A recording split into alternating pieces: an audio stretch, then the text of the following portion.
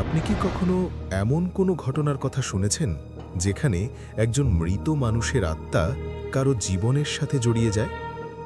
আজ আমি আপনাদের শোনাবো একটি ভয়ঙ্কর এবং রহস্যময় সত্য ঘটনা, একটি মেয়ের আত্মার গল্প, যে বিষপান করার পরেও একজন মানুষের জীবন থেকে কখনো দূরে যেতে পারেনি। আসসালামু আলাইকুম। সিক্রেট ভয়েস চ্যানেলে আপনাদের সবাইকে স্বাগতম। আশা করি আপনারা সবাই ভালো আছেন। ঘটনাটি ২০১০ সালের। তখন আমি ক্লাস 9-এ পড়ি। একদিন বিকেলে আমি একা একা খেলার মাঠে বসেছিলাম। চারদিকে ছিল নীরবতা। হঠাৎ করেই একটি কান্নার আওয়াজ আমার কানে ভেসে এলো। আমি তাকিয়ে দেখি পাশের রাস্তা দিয়ে একটি ভ্যান গাড়িতে কাউকে হাসপাতালে নিয়ে যাওয়া হচ্ছে। কৌতূহলবশত আমি দ্রুত দৌড়ে হাসপাতালের গেটে পৌঁছে গেলাম। সেখানে গিয়ে দেখলাম ১৫ থেকে ১৬ বছরের একটি মেয়ে বিষ পান করেছে। আমি মেয়েটির পাশে দাঁড়ালাম। সে বাঁচার জন্য আকাশের দিকে অদ্ভুত দৃষ্টিতে তাকিয়েছিল। আমি তাকে কোলে নিয়ে দ্রুত এমার্জেন্সি কেবিনের দিকে দৌড়াতে লাগলাম আর চিৎকার করতে লাগলাম, ডাক্তার, ডাক্তার! মেয়েটি এক দৃষ্টিতে আমার দিকে তাকিয়েছিল। হঠাৎ করেই সব কিছু নীরব হয়ে গেল। আমার চোখের সামনে মেয়েটির শেষ মুহূর্ত শেষ হয়ে গেল। ঠিক তখনই ডাক্তার এসে তাকে মৃত ঘোষণা করলেন। আমি আমার চোখের পানি আর ধরে রাখতে পারলাম না। সেদিন রাতে আমি একটুও ঘুমাতে পারিনি। বারবার সেই মেয়েটির কথা আমার মনে পড়ছিল। মনে হচ্ছিল সে যেন আমাকে কিছু বলতে চায়। এরপর কেটে গেল ১ মাস। এক রাতে পড়াশোনা শেষ করে আমি দ্রুত ঘুমিয়ে পড়লাম। ঘুমের মধ্যে আমি একটি অদ্ভুত স্বপ্ন দেখলাম। আমি দেখলাম আমার বিয়ে হচ্ছে অচেনা একটি জায়গায়। চারিদিকে ফুলে ফুলে ভরা, অনেক মানুষ উপস্থিত, কিন্তু কাউকেই আমি চিনতে পারছি না। হঠাৎ করেই একটি পালকি এসে থামল। সেখান থেকে একটি মেয়েকে আমার পাশে এনে বসানো হলো। মেয়েটি ধীরে ধীরে তার ঘোমটা সরালো, তারপর বলল, আমাকে চিনতে পেরেছ? আমি তাকিয়ে দেখি এটি আর কেউ নয়, সেই মেয়েটি যে ১ মাস আগে আমার কোলে মাথা রেখে মারা গিয়েছিল।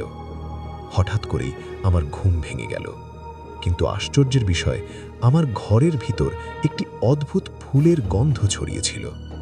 আমি ভয়ে ঘামতে শুরু করলাম। এরপর থেকে প্রায় প্রতিদিন আমি তাকে স্বপ্নে দেখতে লাগলাম। একদিন সে আমাকে সুস্বাদু খাবার খেতে দিল। সেই খাবারের স্বাদ এবং গন্ধ আমাকে অবাক করে দিয়েছিল। পরদিন সকালে আমার মা আমাকে জিজ্ঞেস করলেন, তুমি কি রাতে পোলাও খেয়েছ? তিনি বললেন, আমার কাপড় থেকেও পোলাওয়ের গন্ধ বের হচ্ছে। আমি তখন আর কিছু বুঝতে পারছিলাম না। শেষ পর্যন্ত আমি সব কিছু আমার বাবা মাকে খুলে বললাম। তারা আমাকে একজন বড় হুজুরের কাছে নিয়ে গেলেন। হুজুর আমাকে দেখে বললেন, তোমার উপর একটি আত্মা আসর করেছে, কিন্তু তোমাকে সে সহজে ছাড়বে না। তিনি আমাকে একটি তাবিজ দিলেন আর বললেন, এটি যেন কখনো হারিয়ে না যায়। এরপর থেকে আমি আর তাকে স্বপ্নে দেখতে পাইনি। এভাবে কেটে গেল ২ বছর। এর মধ্যে রিমি নামের একটি মেয়ের সাথে আমার পরিচয় হলো এবং ধীরে ধীরে ভালোবাসার সম্পর্ক গড়ে উঠল।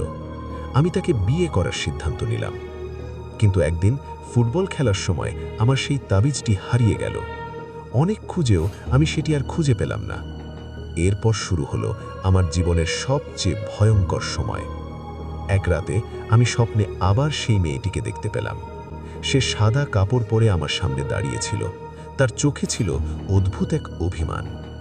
হঠাৎ সে কেঁদে কেঁদে বলল, কেন আমার মরণ হলে? কেন তুমি অন্য কাউকে ভালোবাসলে? এই কথাগুলো বলেই সে শিশুর মতো কাঁদতে লাগল। হঠাৎ একটি বিকট শব্দে আমার ঘুম ভেঙে গেল। আমি চারদিকে তাকালাম, কেউ নেই। ঠিক তখনই আমার ফোন বেজে উঠল। ফোনে খবর এলো, রিমি গতরাতে মারা গেছে। আমি তখন ভয়ে এবং শোকে পুরোপুরি স্তব্ধ হয়ে গিয়েছিলাম। পরদিন আমি আবার হুজুরের কাছে গেলাম। তিনি আমাকে আরেকটি তাবিজ দিলেন, যা আজও আমি সাথে রাখি।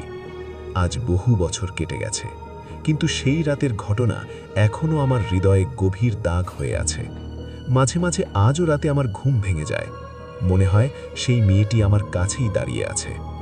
আপনি যদি এমন আরও রহস্যময় এবং ভয়ঙ্কর সত্য ঘটনা শুনতে চান, তাহলে সিক্রেট ভয়েস চ্যানেলটির সাথে থাকুন।